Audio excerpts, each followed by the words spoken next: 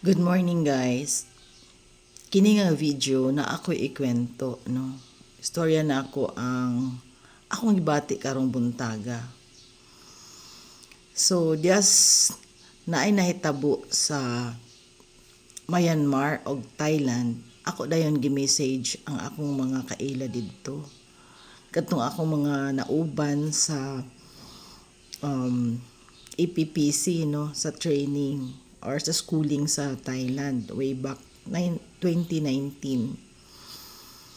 So, sa dihang akong gi-message ang isa sa Thailand,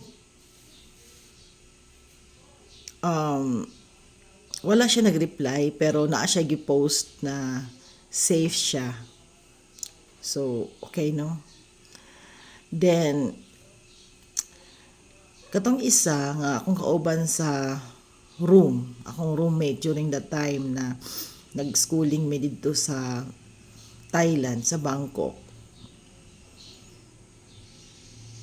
Bata pa siya, mga 19 years old. Na-close na ako siya, kay murara na ako siya og anak. So ako din siyang gi-message. Then nag-worry ko kay wala gid siya nag-reply. Nya wala siya post nga safe siya or whatever. So ako na pud siyang gi-message o true. Wala gihapon. Then kanina may message na nag-post siya nga nagsabi nga ang iyang mama ug papa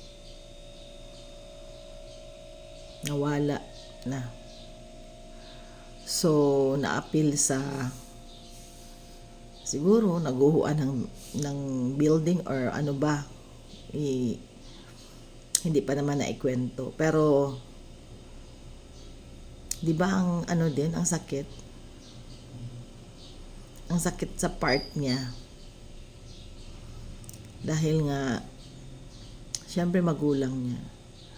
So ang naiwan siya, yung asawa niya, tsaka yung anak niya.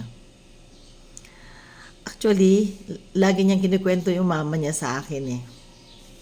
Sabi niya, "You're like my mama." O, di ba? So yun lang, medyo nalungkot lang ako sa balita. So rest in peace sa mga mama ni Sue. So sad. So yun lang, God bless.